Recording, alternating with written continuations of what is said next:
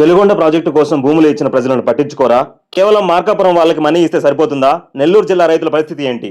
Project కూడా పూర్తిగా వస్తుందంటున్నారు. ఇంకెప్పుడు ప్రజలను ఆదుకుంటారు? సుమారు 15 ఏళ్లు వేంపాడు గ్రామం నుంచి వెలుగొండ ప్రాజెక్టుకి పొలాన్ని ఇచ్చిన రైతు యొక్క మాటలు వినండి. చూస్తున్నారు కదా, వేంపాడు గ్రామం, ఉరకొండపాడు మండలం, నెల్లూరు జిల్లా. ఇక్కడ మీరు చూస్తున్న ఈ కాలువ వెలుగొండ ప్రాజెక్టుకు సంబంధించి 15 సంవత్సరాల క్రితం తీసిన కాలువ. ఇప్పటికీ గవర్నమెంటు తన పనులు వేగవంతం చేయకుండా, అలానే నష్టపోయిన ప్రజలకి కావలసిన లబ్ధి ఇవ్వకుండా అలానే చేస్తూ ఉన్నారు. చూడండి, ఎన్నో వేల ఎకరాలు ఖాళీగా ఉన్నాయి, బీడు భూములు అయి ఉన్నాయి. మన దేశం ఆలోచించాలి, మన రాష్ట్ర ప్రభుత్వం ఆలోచించాలి. ప్రజలకు ఉపయోగపడే ఈ జీవనాధారమైన ఈ యొక్క వెలుగొండ కాలువ కంప్లీట్ చేసి వేల ఎకరాలు సాగుకి దోహదపడాలని రాష్ట్ర ప్రభుత్వాన్ని నేను కోరుకుంటున్నాను. ఇప్పటికీ నష్టపోయిన రైతులకి ₹1 అంటే ₹1 ఇవ్వలేదు. మార్కాపురంలో కలెక్టర్ గారు ఆఫీస్ దగ్గరికి చాలామంది వెళ్ళారు, కంప్లైంట్ ఇచ్చారు. ఇప్పటికీ ప్రాబ్లం సాల్వ్ అవ్వలేదు. కాబట్టి ఈ యొక్క వీడియోని షేర్ చేసి రాష్ట్ర ప్రభుత్వం చేరే విధంగా మీరు ప్రయత్నిస్తారని నేను ఆశిస్తూ ఉన్నాను. చూడండి, మార్కాపురంలో దాదాపు నెల క్రితం మన సీఎం గారు చంద్రబాబు నాయుడు గారు వచ్చి 300 కోట్లు అక్కడ నష్టపోయిన రైతులకి ఇచ్చారు. అయితే ఇక్కడ మాత్రం ₹1 అంటే ₹1 ఇవ్వలేదు. ఇదిగో మీకు కనిపిస్తున్న ఈ పొలంలో అన్నీ చూస్తున్నారు కదా, ఒక్కొక్క రైతులు 1.5 ఎకరా 2 ఎకరాలు నష్టపోయారు. నష్టపరిహారం డబ్బులు ఇవ్వలేదు. వాళ్ళ పొలం పోగొట్టుకున్నారు, డబ్బులు పోగొట్టుకున్నారు, సమస్తాన్ని వాళ్ళు కోల్పోయారు. రైతులు వాళ్ళు ప్రశ్నించేదానికి వాళ్ళు దగ్గర శక్తి సామర్థ్యాలు కూడా లేవు. ఎందుకంటే 15 సంవత్సరాల క్రితం తీసిన కాలువ ఇది. చాలామంది పూర్వీకులు కూడా చనిపోయారు.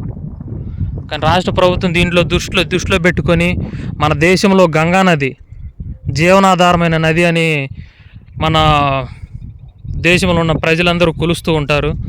ఆ జీవనాధారమైన ఎంతో జీవనది సముద్రంలో 1000 టీఎంసీ నీళ్ళు గంగానదిలో కలిసి గంగానది నుంచి అనేకమైన శాఖలుగా విభజించబడి సముద్రంలో ఒట్టిగా కలిసిపోతుంటాయి.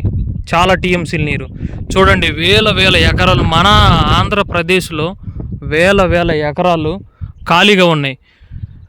శంకుస్థాపన చేసిన ప్రాజెక్టులు కూడా ఇంకా పూర్తి కాలేదు. ప్రాజెక్టు కంప్లీట్ చేసి ఈ వెలుగొండ ప్రాజెక్టు కంప్లీట్ చేసి ఈ 1000 ఎకరాలు సాగు చేసే విధంగా రాష్ట్ర ప్రభుత్వం ఆలోచించి నిర్ణయం తీసుకొని ఈ వెలుగొండ ప్రాజెక్టు కంప్లీట్ చేయాలని, అదే రీతిగా నష్టపోయిన రైతులకి వాళ్ళన్నీ డాక్యుమెంట్స్ అన్నీ వెరిఫై చేసి వాళ్ళందరూ నష్టపోయిన రైతులు ఎంత అయితే వాళ్ళు లబ్ధి పొందాలో ఎకరానికి ఇంత చొప్పునని రాష్ట్ర ప్రభుత్వం ఆలోచించి వాళ్ళకి రావాల్సిన డబ్బులు కూడా చెల్లించాలని నేను కోరుకుంటున్నాను. రైతు భరోసా డబ్బులు వేయకపోయినా పర్లేదండి. నువ్వు సంవత్సరానికి 10,000 12,000 రైతు భరోసా డబ్బులు ఇచ్చేదానికంటే ఇలాంటి కాలువలు జీవనాధారమైన ఈ నదులు మీరు పూర్తి చేసినట్లయితే రైతు భరోసా సంవత్సరానికి 10,000 12,000 కోసం ఎవరు చూస్తారండి? ఈ కాలువ కంప్లీట్ అయితే సంవత్సరానికి 1,00,000 2.5 లక్షలు 3 లక్షలు రైతులు సంపాదించుకుంటారండి.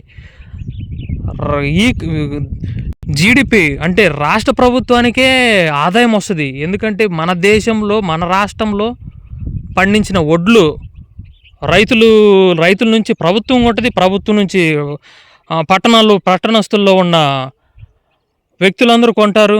ఇక్కడ నుంచో మనం ఎక్స్పోర్ట్ చేసుకునే బదులు మనకు కావాల్సిన నిత్యావసర సరుకులు, కందులు కానివ్వండి, మినుములు కానివ్వండి, ఇక్కడ పండే పంటల గురించి చెప్తున్నాను, వరి కానివ్వండి, అదే రీతిగా ఏరుశనగ కానివ్వండి, చాలా రకమైన పంటలు ఈ పూర్వం ఇక్కడంతా పండించిన వాళ్ళే.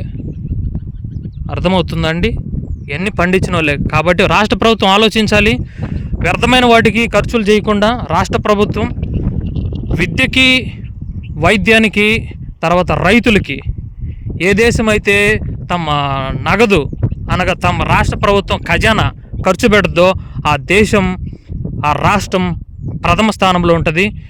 రాష్ట్రం ఆలోచించాలి, కేంద్రం కూడా దీని గురించి ఆలోచించాలి. వెలిగొండ ప్రాజెక్టు లాంటి చాలా ప్రాజెక్టులు మన రాష్ట్రంలో, మన దేశంలో చాలా పెండింగ్ ఉన్నాయి. కంప్లీట్ చేసి ప్రతి ఒక్కరికి తాగునీరుకి, అదే రీతిగా ఇదిగో ఈ రకంగా కనిపిస్తున్న బీడు భూములకి పచ్చని సస్యశ్యామలంగా చేయాలని, ఈ జీవనాధార నదుల్ని ప్రవహింపజేసేదానికి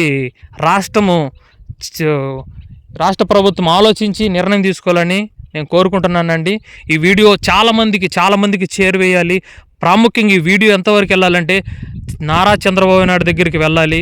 త్వరగా వెలిగొండ ప్రాజెక్టు పనులు పూర్తి అవ్వాలి. అదే రీతిగా నష్టపోయిన రైతులు, ప్రాముఖ్యంగా వాళ్ళకి డబ్బు రూపకంగా నష్టపోయిన వాళ్ళందరికీ వాళ్ళ డబ్బు వాళ్ళకి చెల్లించాలని మనస్ఫూర్తిగా నేను కోరుకుంటున్నాను.